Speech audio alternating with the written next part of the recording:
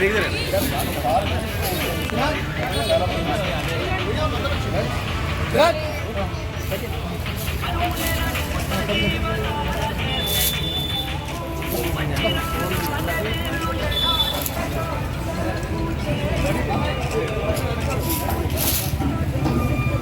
గుర్తుకే కంచర్ల కృష్ణారెడ్డి గారి కారు గుర్తుకే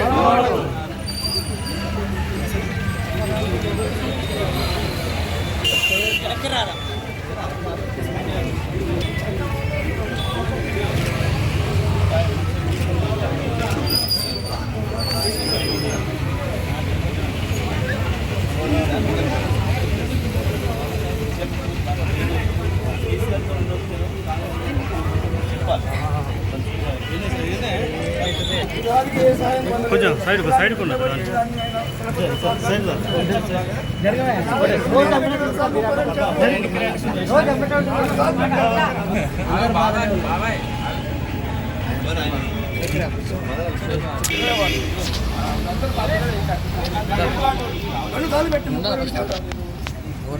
పోయినాయి.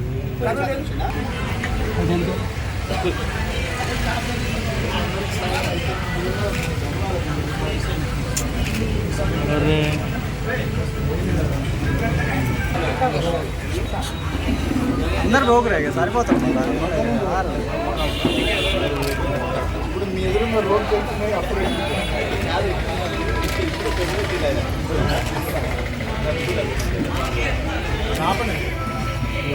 సైడ్ టెంట్ హౌస్ కనబడి కనబడి మీరు ఈ టెంట్ హౌస్ కనపడి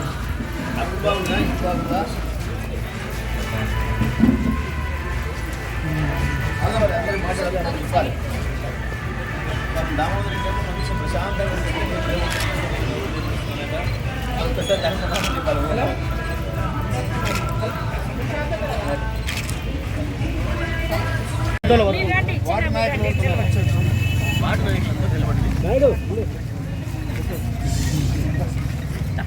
విజయ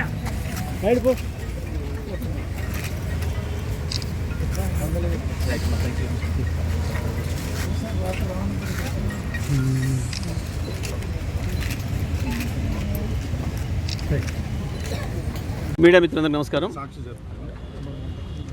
రేపు 13వ తారీఖున జరగబోతున్న పార్లమెంట్ ఎన్నికల ప్రచార కార్యక్రమంలో భాగంగా ఇటు నల్గొండ పార్లమెంట్లో కంచెల కృష్ణారెడ్డి గారికి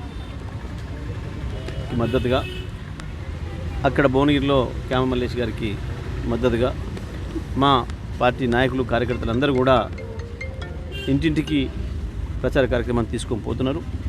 ప్రతి ఓటర్ను కలిసి ఈ 4 నెలల్లో జరిగిన పరిణామాలు ఏంది, కాంగ్రెస్ పార్టీ ఏం చేస్తుంది, బీజేపీ ఏం చేస్తుంది, ఈ దేశానికి 2 పార్టీల వల్ల జరిగిన నష్టమైంది, తెలంగాణ రాష్ట్రానికి జరిగిన నష్టమైందనే విషయాన్ని ప్రజల దృష్టికి తీసుకెళ్ళి ఈ ఓటు బీఆర్ఎస్కి ఎందుకు వేయాలి, చాలామంది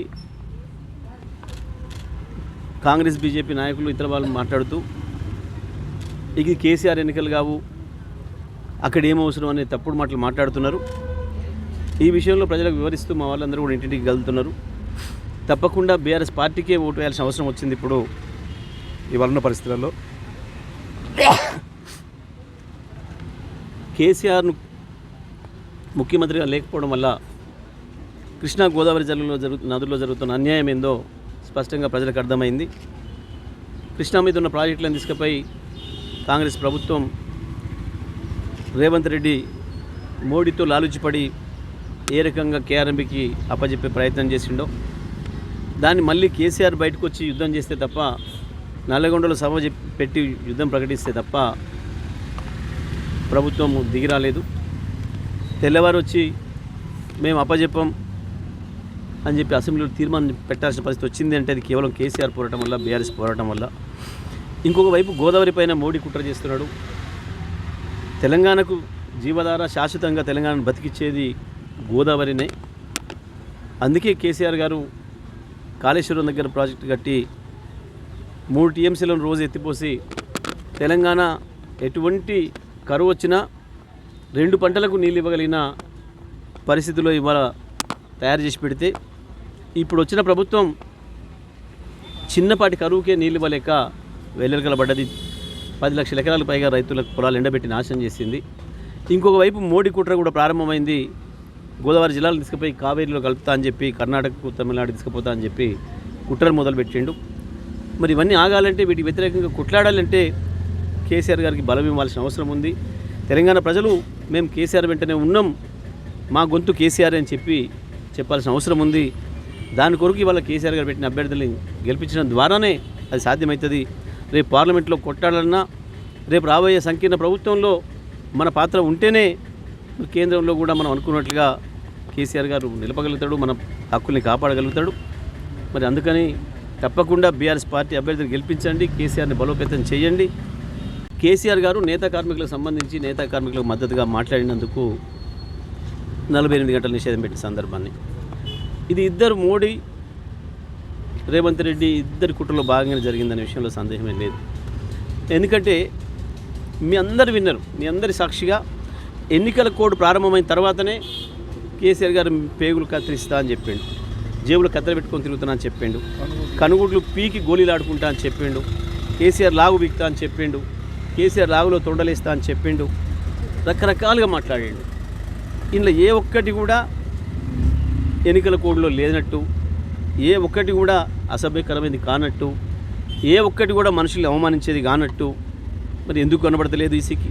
అన్నిట్లో కంప్లైంట్ చేశారు మా వాళ్ళు కూడా. ఇందులో ప్రతి పదం మీద కంప్లైంట్ చేశారు. మానవ బాంబును అయితా, ఒక ముఖ్యమంత్రి మానవ బాంబును అయితానంటే అది కూడా నేరం కాదని, అది కూడా ఎన్నికల ప్రవర్తన నియమాలకి వ్యతిరేకం కాదని కూర్చోవడం అంటే ఏముంది దీని వెనకాల? ఎందుకు కేసీఆర్ 48 గంటల నిషేధం పెట్టాలి? ఏమన్నాడు? ఎవరో ఒక కాంగ్రెస్ నాయకుడు మా నేత కార్మికుల గురించి వెళ్ళి ఎవరో రిపోర్టర్ అడిగితే వాళ్ళకి మీరు పథకాలు ఆపారట, ఆ పథకాలు ఆపితే వాళ్ళకి ఇబ్బందులు అవుతున్నాయి, మళ్ళీ ఆకలి చావులకు గురయ్యేటట్టున్నారు నేత కార్మికులు, మీకు ముఖ్యమంత్రి గారి దగ్గర మీకు బాగానే ఉంది కదా పలుకుబడి, మీరు ఉపయోగించి అవి తీసుకురారాదరే అవి ఇప్పేయమండి అని అడిగిండు.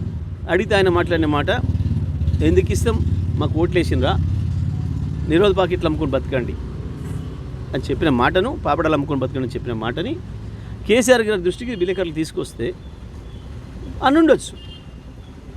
ఆ కోపంతో ఎవడా కుక్కల కొడుకు అన్నది మా నేత కార్మికుల గురించి, వాళ్ళు నేసిన బట్టలు వేసుకునే కాదు నువ్వు తిరుగుతున్నావు అనే మాట అన్నారు.